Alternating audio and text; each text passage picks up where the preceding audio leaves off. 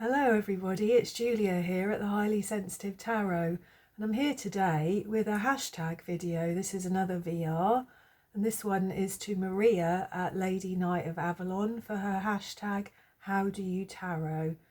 And I think she did this video a couple of weeks ago when I was poorly, so I've been waiting until I felt better really to get on and do some more videos. So I've also seen this as a VR on Carla at Carla Astrology's channel, Amy at Strength Reversed, Farah at Farah Nadila, Carrie at Tiara Princess of Wands, and also Carol at Practical Mystic Carol. I don't think there's anybody else that I've watched their videos. I don't think I've missed anyone else out. Anyway, I've really enjoyed watching everybody's videos, and I thought it was time I had a go myself. So there's 10 questions here really, and they just sort of outline your journey in tarot, what tarot actually means to you, I guess. So question number 1 is, what do you like about tarot? I could talk all day about that, to be honest. I think for the main part, the thing that I love the most about tarot is it just allows me to express a side of myself that I wouldn't ordinarily get the chance to, or feel comfortable perhaps even expressing, my more creative and intuitive side.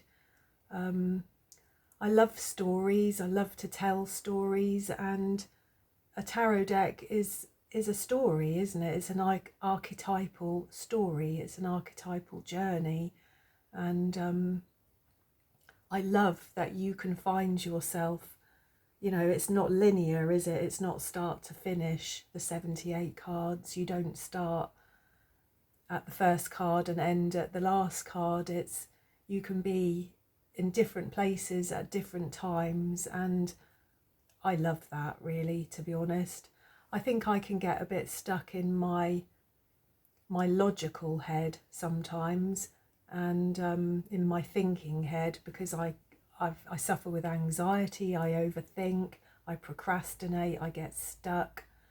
And I think sometimes as well I can be a little bit afraid of my emotional state, because I can become a little bit dysregulated sometimes. So tarot really just allows me a free reign with art, colours, emotions, stories, archetypes, all the things that I just absolutely love. And as I said, there are precious few ways that I can express those things, I suppose, in my ordinary life. So yeah, it allows me to express a different side of me. And also I just love art. I love colours, I love stories, I love archetypes, I love psychology, I love self-development. Yeah, there you go, that's loads, isn't it? So number 2, what do I use it for? Well, I've answered some of that, haven't I, already? I use it for self-reflection. I use it for getting clarity on certain issues, for working through things that I'm conflicted about, sometimes to ask specific questions. But more often than not, it's a process of just trying to sort of work through things that I'm confused about or conflicted about. And yeah, I have read for other people on and off throughout my life. Many years ago, I read online for people. Back in, this must have been 15 years ago, I suppose. Back when you could read for people on eBay, people would pay you to read for them. I don't think you can do that anymore, but I used to do that and I quite enjoyed it. I've read for friends and family and people over the years, but I've never been a sort of professional tarot reader, if you like. It was a bit of a side hustle, I suppose. It was just something that I enjoyed doing. So I used to offer, you know, ask me 2 questions for sort of £10 sort of readings on eBay, and I got a lot of good feedback and I did really enjoy doing them. It gave me a lot of confidence years ago, but then sort of life changed again really, and tarot has sort of fallen in and out of my life at times. Generally, if I've been working hard and, you know, I've had children and things, I haven't had the time or the energy for it. And it's, you know, when my tarot cards have been put away in the cupboard, I've often felt quite sad about that. But the last 2 or 3 years, that, you know, they've come back very strongly into my life. And these days, I mean, I started off my channel, as you'll see if you look back, I did a lot of readings, a lot of pick a card readings, a lot of collective readings. I tried doing astrology readings, and I did really, really enjoy doing all of those things to a degree, because as I said, it allows me to be creative and expressive. I get to use all my different decks. I like to tell stories. I like to give my imagination and my intuition sort of an opportunity to express itself. But as I discovered quite quickly on YouTube, that unless you're offering readings really regularly, people don't watch really. So I didn't want this to feel like a job at all.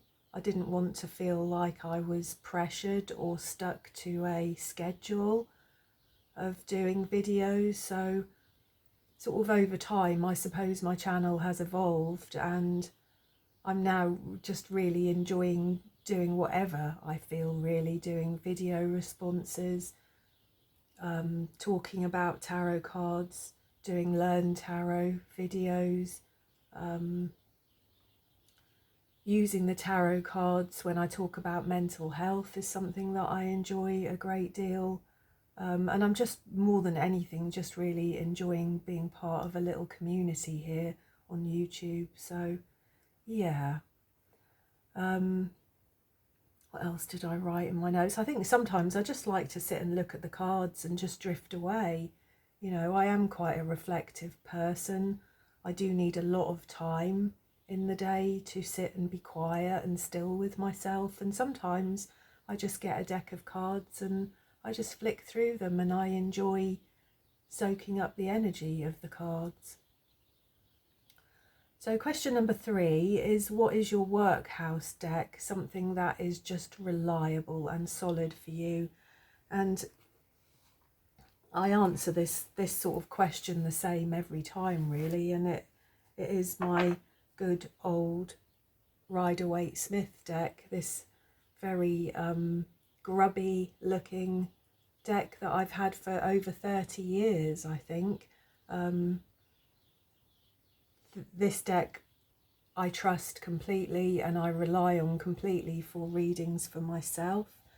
But actually, just recently, I have to say, the Pensive Path Tarot is becoming something that I go to. I just really enjoy reading with it. It's not the lightest of decks. You've probably seen me talk about it before. Look, all the cards are up the wrong way, aren't they? It's not a light deck by any means. These are all bits of old artwork, and some of the cards are really quite dark and quite difficult. You know, look at this one, the Four of Pentacles, the King of Swords here. I mean, you know, that's definitely a King of Swords, isn't it? I don't know, this deck is just, the more I use it, the more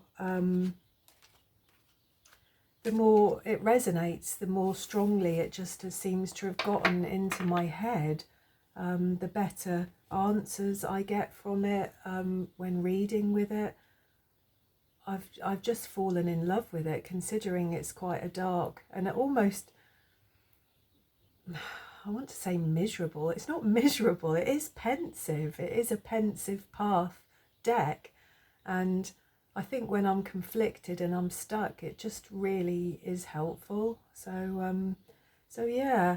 And I also actually, there are 3 decks that I find myself reaching for when I really want clarity or comfort or reassurance about anything really. And the other deck is the Anna Kay deck. I love this deck. I love the colours. This is completely different to the Pensive Path deck. It's all my cards are always up the wrong way, aren't they? This is a beautiful, emotionally expressive deck. The faces on the people in this deck are a little bit weird, I have to admit. They're not the most attractive faces often in this deck. They're a little bit childishly drawn, perhaps, I don't know, but this deck just never fails to give me good, genuine answers to the questions that I ask. It just, particularly anything to do with an emotional question, it's just always bang on, really. So question number 4 is, what is my most difficult deck to work with, and why?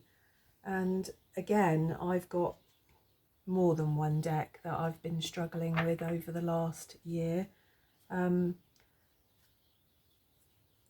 all of them I love in their own ways, but they're not easy to read with. They're not always clear.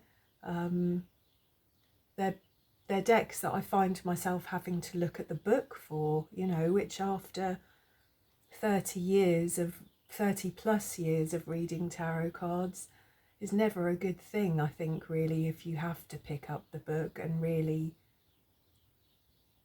you know, struggle to just use your own intuition with that card.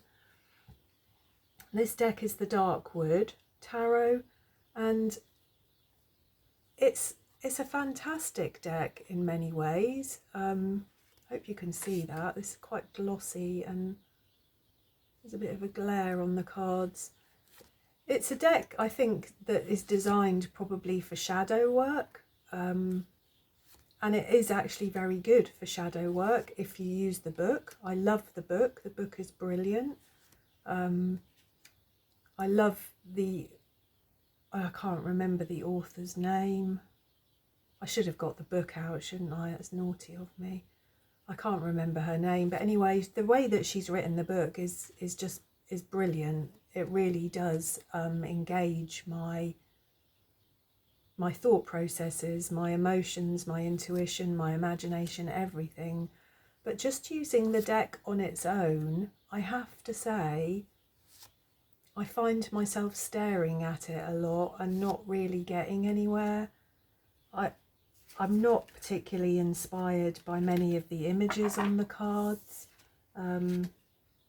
You know, I get that it's about the Darkwood and it's about the journey of a witch through the Darkwood, but I just don't find it easy to read with. Another deck that I have persevered with and I still struggle with is the Mary L deck, which is this deck, which is a beautiful deck. I love the artwork of this deck, which I've got upside down again, haven't I? I love it. Not all of it, 'cause some of the artwork in this deck is not pleasing to the eye for me, such as this one. You know, this is the 9 of Discs, which is the 9 of Pentacles, and that's normally a card that is gorgeous and I love, but not so much this one. Some of the cards are stunning. I have some real favourites of artwork actually in this card. I mean, you know, the 7 of Cups, this wolf.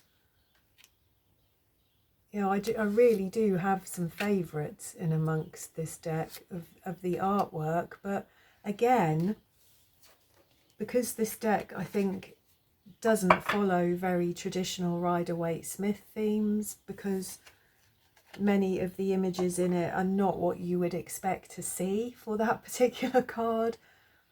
I think it's a deck that has that's been inspired by Rider-Waite-Smith, Marseille Tarot and Thoth Tarot, so there's lots and lots of influences and there's lots going on in this deck, and I just can't seem to get my head around it. I think I'm still keeping this deck just because it's beautiful. I mean, look at that for the Four of Wands. It is beautiful. I wish I could find my most favourite card in the deck. I should have found that, shouldn't I, before I started, but never mind. I'm sure many of you actually have similar feelings about this deck. And the last one that I have still kept in my collection, I have thought about selling it on several occasions because I've never actually used it to do a reading for myself or anybody else. I just like to look at the deck, and that is the Divine Tarot. It's this one here, which again is a beautiful deck. It's based on fairy tales, legends, stories, fables. Every image in this card is related to a story of some kind from around the world, and it is gorgeous. I love to flick through it. I mean, look at the Hermit there with the white stag and the Druid. It's brilliant. But we've got the little mermaid there. But the trouble is a lot of the stories in this deck are stories that I'm not familiar with. Some I am, like we've just had, I think, the Fairy Godmother. This is King Arthur, isn't it? But I have no idea who most of the people in this deck are. I think that's some kind of Beauty and the Beast. You know, I have no idea who a lot of these people and these stories are. And I think without knowing the stories, without being familiar with the stories, you're losing a lot from this deck.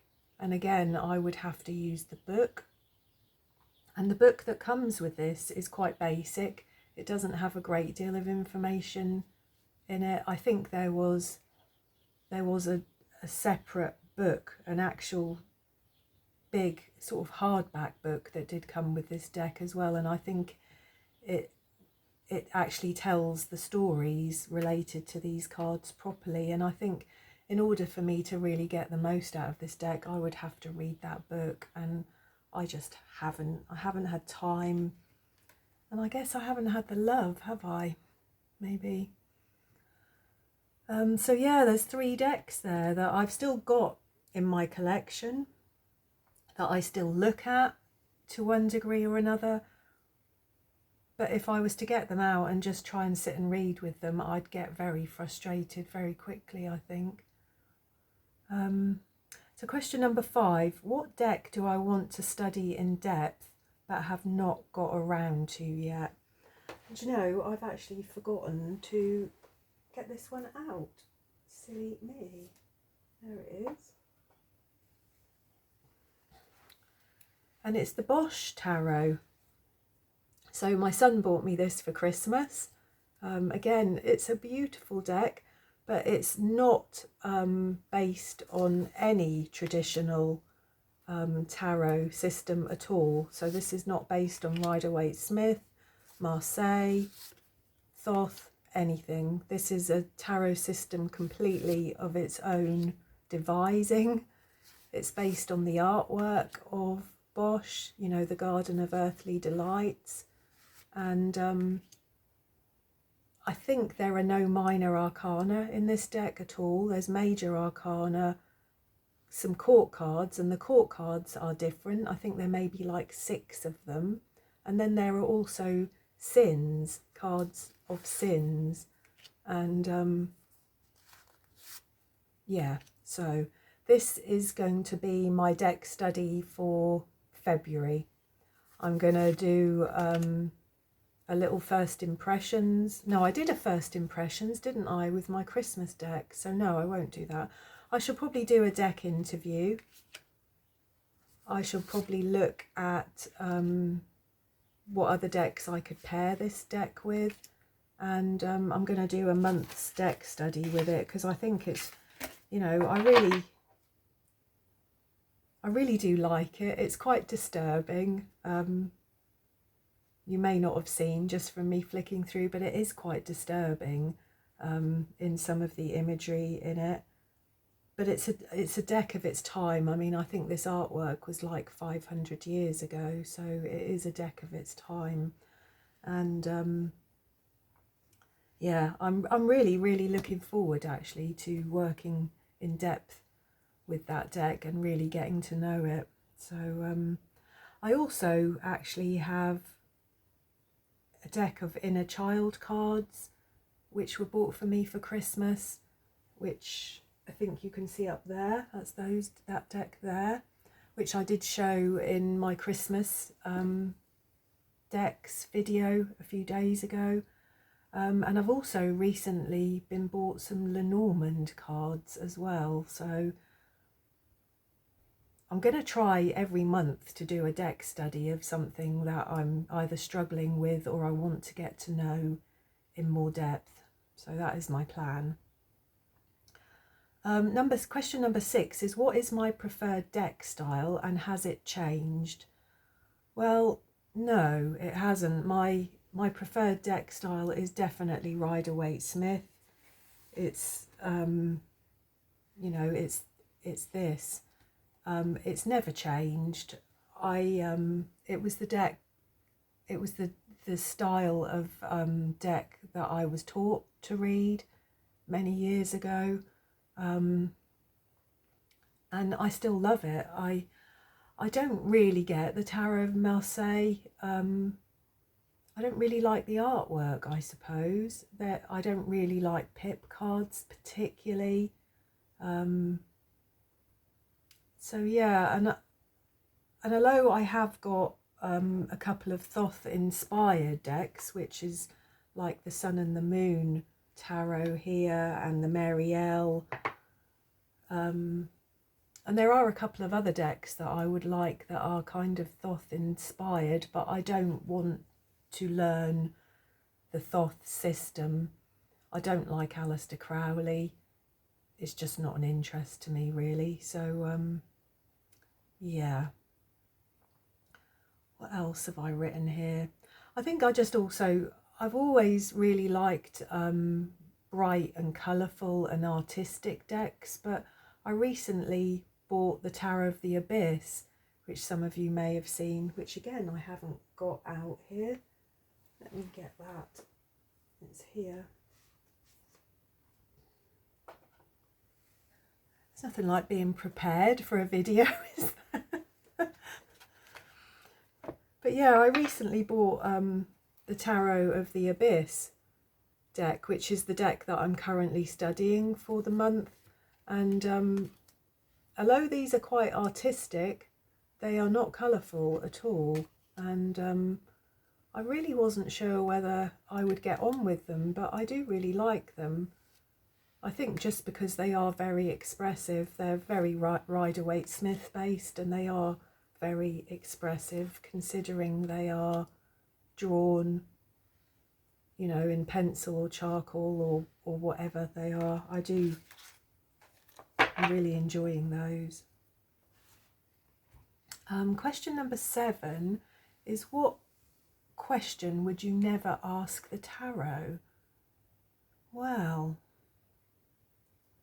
that's difficult. In different moods, I ask different things, I suppose. I don't know that there's anything really that I would never ask, because I think it depends on the circumstance and my intention and my reason for asking. I suppose I would probably never really be interested in my own death or asking about the death of anybody else, just because what's the point? You know, the future is unwritten. I don't believe that these things are set in tablets of stone. I don't believe that the tarot can tell me when I'm going to die or how I'm going to die, or anybody else for that question. I think the future is mostly unwritten, not totally, but I do think that it's mostly unwritten. And I suppose if I'm not asking questions, very specific questions about, you know, choices, decisions, what I should do, sometimes I ask about other people. But I think I'm only really interested in sort of asking about possibilities, opportunities, the available energies in that moment, because often tarot is a snapshot in time. And so yeah, I don't know that there's anything really that I wouldn't ask, but there are questions that I suppose I'm just not interested in really. Question number 8 is, when you read for yourself, what questions are you asking? Well, all sorts. As I said, I am keeping a tarot journal every day as I'm working with different decks, and I tend to pull 3 cards every day, and I kind of mix that up. So one day it might be that I'll ask mind, body and soul, 3 cards. Another day it might be past, present, future. Another day it might just be, how am I feeling today? And I'll draw 3 cards. I might ask, what should I be aware of for today? And pull 3 cards. Sometimes I might use those 3 cards to ask about somebody else or a situation relating to somebody else. But generally, I ask specific questions around my day, I suppose. Question 9. After everything I've learned, what do I want to study and learn more about? Well, again, that's difficult. At the moment, I suppose, I mean, I still love the Rider-Waite-Smith system of tarot, and I think there's always more to learn about that. I'm sure as I buy other books or I watch other people read them and I read them myself, you're always learning, and that's how it should be. But if I was to be learning something completely different, something more from scratch, it's probably going to be Lenormand, because as I said, my friend bought me a little deck of Lenormand cards just recently, which I think you can see up there also. I think they're called Fairy Tale Lenormand, and I have no clue how to use them, to be honest. I know that Carrie at Tiara, Princess of Wands, uses Lenormand a lot, and I shall probably watch some of her videos and see what I can learn there. But yeah, if I was going to learn anything new, it might well be Lenormand, I suppose. And question number 10 is, what advice would you give someone just starting to learn tarot? Well, I would say start small. I've been reading tarot for over 30 years and I still have plenty to learn about tarot. So start small, try and learn the basic meanings of cards. Try and learn a little bit of numerology, because I do think that really, really helps you. It gives you an extra layer to the cards, and it can help you, I think, when you're learning. It can prompt you. As long as you know what the different suits of the tarot mean and you know some basic numerology, you can get a good idea of what that card might mean. So that's something. And I think the best way actually to learn tarot is just to draw a card every day when you're starting. You don't need to draw 3 or do big complicated readings for yourself, but just to draw 1 card every day and make that your daily card study. read the book, draw the card, read the book, reflect upon how that card has manifested within your day or influenced your day, and keep a journal. I think it really is as simple as that. And then I think over time you gradually sort of develop a personal relationship with those cards. They come to have personal meaning for you. And I think you develop past a beginner level of tarot when you have started to develop a personal relationship with the tarot cards, that they have, certain cards will have very personal meaning for you. Yeah, so I think that's about it. So I think that's my 10 questions. I hope that you enjoyed that, and please do comment as per usual. I'd love any feedback you have about this video. If you want to tell me anything about your how do you tarot, if you haven't done this VR yet, I would highly encourage you to. I think it's really interesting. So thanks to Maria for doing this, and I shall see you all again soon. Thank you.